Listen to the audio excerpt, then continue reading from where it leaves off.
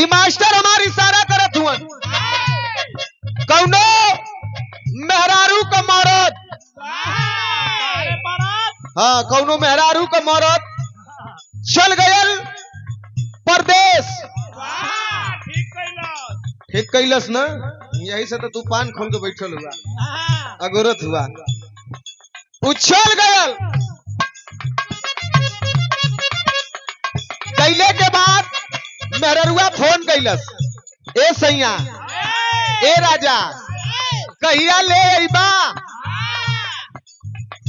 भैया भैया कहिया ले अइबा चचा दुल्हा परदेश हो और दुल्ही फोन करके कहत ह कहिया ले अइबा दुल्हवा कहलस कि रह दे कुछ दिन कमाए दे दुल्हिया कहलस कि जब छोड़ छोड़ के तोहके परदेसा कमाए के ह तो बधी करवाला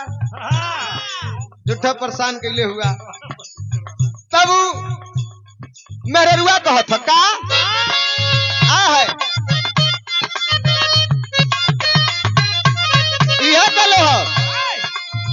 दियरा के काकर जैसन दियरा का काकर जौन दिहतवा में फूट बोलल जाला हाँ फाट जाले तो ओके गुड़ से खाल जाला गुड़ गुड़ गुड़ हाँ आवा आवा आवा महेंद्र चल दियरा के काकर जैसन दियरा के काकर जैसन देह मोरी फाटे या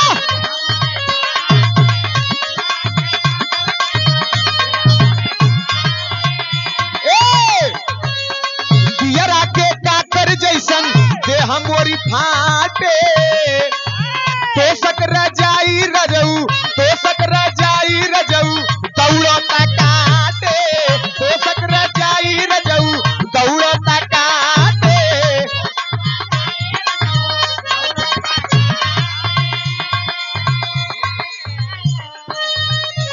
और ये दियरा के ले बेटा मोरी फाटे दियरा के काकर जैसन देह मोरी फाटे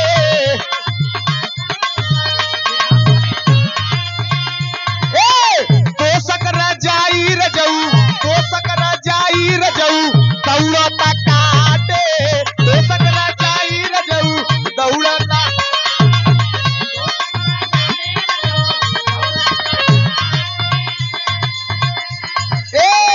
रामपाल चचा उदुलही कहत दियरा के काकर जैसन देह मोरी फाटे तो सकरा जाई रजऊ दौड़ता काटे आप का कह आग न बुझावता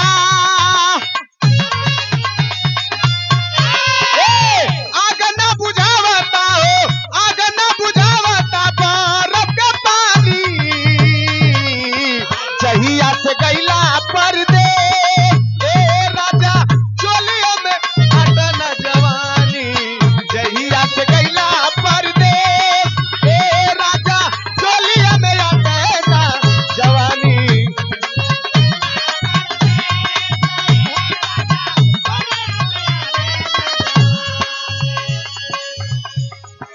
शानदार दोस्त ईसा फिल्म स्टूडियो हमारे राम बली भाई आर्यन राजा विजेंद्र कुमार की प्रस्तुति बहुत सम्मान देवलन बहुत प्यार देवलन भाई की ओर से बहुत बहुत धन्यवाद ऐसा आप लोगन प्यार आशीर्वाद देते रहिया ऐ लोगन के पाए लहिला तो हम अपन सब कुछ भुला जाइला तनी से गुस्सा जाला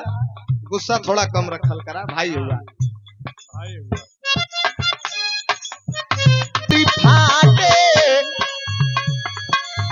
तो सकरा जाई रजऊ दौड़ता काटे आग न बुझावता हो आग न बुझावता बरफ का पानी जहिया से गैला परदे राजा चोलिया में अटन जवानी जहिया से गैला परदे राजा चोलिया में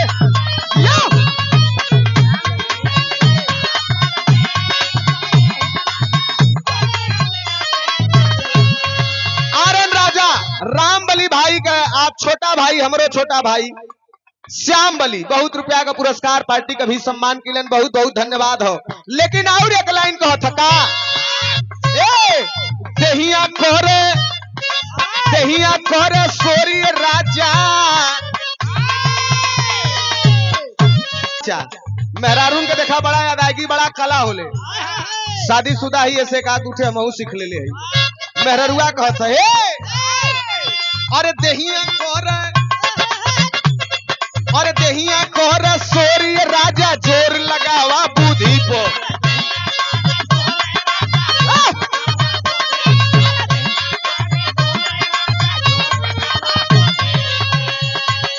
मनवा कोरे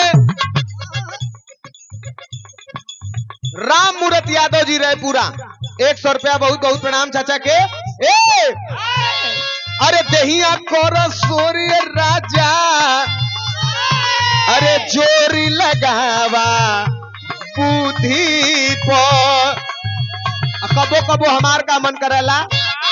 अरे मनवा कोरे फान के हम चढ़ जाई अमरूदी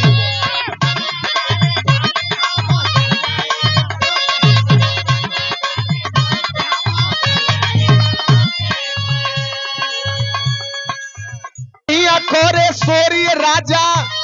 अरे जोर लगावा बुद्धि पर मनवा कोरे फान के हमहू